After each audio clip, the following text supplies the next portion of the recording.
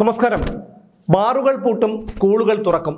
2016 തെരഞ്ഞെടുപ്പ് കാലത്ത് പ്രചാരണ വാചകങ്ങളായി LDF പാടിക്കൊണ്ടു നടന്ന വാചകങ്ങളാണിത്.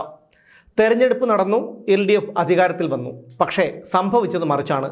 സ്കൂളുകളിൽ പലതും പൂട്ടി, ബാറുകൾ ഒരുപാട് തുറന്നു. മദ്യത്തിൻ്റെ മാത്രമല്ല, മയക്കുമരുന്നിൻ്റെ കൂടി ഹബ്ബായി മാറി കേരളം. ഒന്നാം പിണറായി സർക്കാരിൻ്റെ കാലത്ത് പുതിയതായി തുറന്നു കൊടുത്തത് 544 ബാറുകളും ബീവറേജസ് ഔട്ട്ലെറ്റുകളുമാണ്. രണ്ടാം പിണറായി സർക്കാർ അധികാരത്തിൽ വന്നു. ഇപ്പോൾ കേരളത്തിൽ പലർക്കും ബോധമേയില്ല. മദ്യം മാത്രമല്ല, മയക്കുമരുന്നും കേരളത്തിലെ വലിയൊരു വിഭാഗം ജനങ്ങൾക്ക് ഒഴിച്ചുകൂടാനാവാത്ത ഒരു ഘടകമായി മാറിയിരിക്കുന്നു. ഇപ്പോഴിതാ പുതിയ മദ്യനയത്തിന് കരടുചട്ടങ്ങളായിരിക്കുകയാണ്. സംസ്ഥാനത്തെ റെസ്റ്റോറൻറ്റുകളിൽ ടൂറിസം സീസണിൽ ബിയർ വിളമ്പാൻ തീരുമാനമായി. തീർന്നില്ല, ബാറുകളിലെ തെങ്ങുകളിൽ നിന്ന് കള്ളു ചെത്തി മദ്യപന്മാർക്ക് കൊടുക്കാനുള്ള തീരുമാനവും ഉണ്ട്. ഈ നിർദ്ദേശങ്ങളടക്കം പുതിയ മദ്യനയത്തിൻ്റെ കരടുചട്ടങ്ങൾ തയ്യാറായി കഴിഞ്ഞു. ഒക്ടോബർ മുതൽ ഫെബ്രുവരി വരെ ടൂറിസ്റ്റ് സീസണായി കണക്കാക്കി ആ മാസങ്ങളിൽ ബിയർ വിൽക്കാനുള്ള ലൈസൻസാണ് റെസ്റ്റോറൻറ്റുകൾക്ക് നൽകാൻ തീരുമാനമായിട്ടുള്ളത്.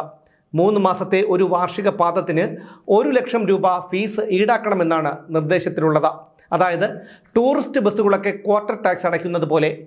ടൂറിസം വകുപ്പ് നൽകുന്ന 2 സ്റ്റാർ ക്ലാസിഫിക്കേഷന് മുകളിലുള്ള റെസ്റ്റോറൻറ്റുകളിൽ നിന്ന് ഇനി മുതൽ നമുക്ക് ബിയറും വൈനും കുടിക്കാം. കേന്ദ്ര ടൂറിസം മന്ത്രാലയത്തിൻ്റെ 3 സ്റ്റാർ ക്ലാസിഫിക്കേഷനിലുള്ള ബാറുകൾക്കും വിനോദസഞ്ചാര മേഖലയിലെ റിസോർട്ടുകൾക്കും ഇനി മുതൽ കള്ള് ചെത്തി വിൽക്കാനുള്ള ലൈസൻസ് സ്വന്തമാക്കാം. സ്വന്തം വളപ്പിലെ കള്ളു ചെത്തി റിസോർട്ടിലെത്തുന്ന അതിഥികൾക്ക് കൊടുക്കാം. ഒരൊറ്റ മനുഷ്യനും ചോദിക്കില്ല. 3 സ്റ്റാറിന് മുകളിലുള്ള ഹോട്ടലുകൾക്ക് ബാർ ലൈസൻസ് അനുവദിക്കുന്ന അതേ നയം തന്നെയാണ് ഇക്കാര്യത്തിലും.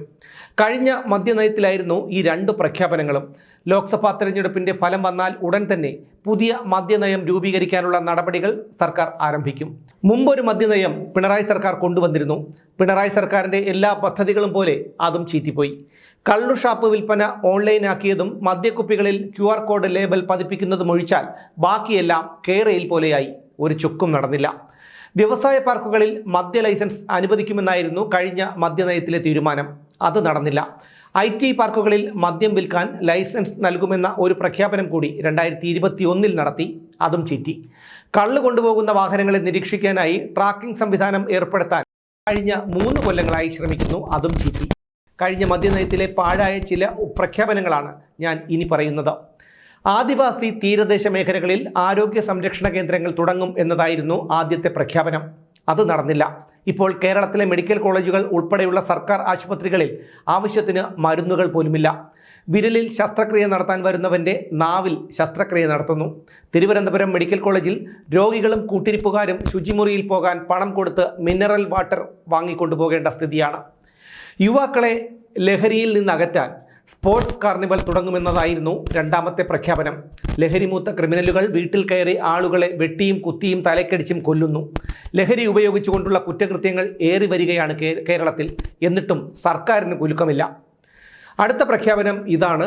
നല്ല കള്ളും ശുചിത്വവും ഉറപ്പാക്കാൻ കള്ളു ഷാപ്പുകൾക്ക് പൊതുവായ ഒരു ഡിസൈൻ നൽകുമെന്നതായിരുന്നു അടുത്ത പ്രഖ്യാപനം.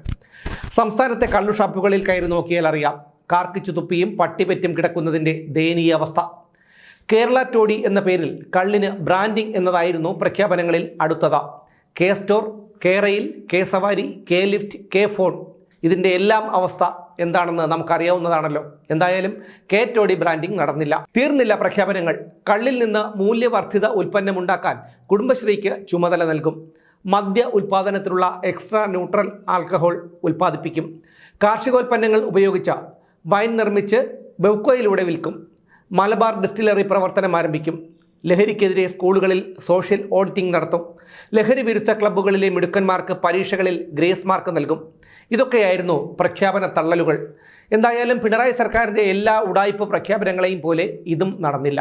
ഇനി അവരവരുടെ ആവശ്യത്തിനനുസരിച്ച് വീടുകളിൽ വാറ്റിയുണ്ടാക്കി കുടിച്ചിട്ട് മിച്ചമുണ്ടെങ്കിൽ മുഖ്യമന്ത്രിയുടെ ദുരിതാശ്വാസ നിധിയിലേക്ക് സംഭാവന നൽകുന്ന പദ്ധതി എന്ന് പ്രഖ്യാപിക്കും എന്ന് മാത്രമേ ഇനി കണ്ടറിയേണ്ടതുള്ളൂ.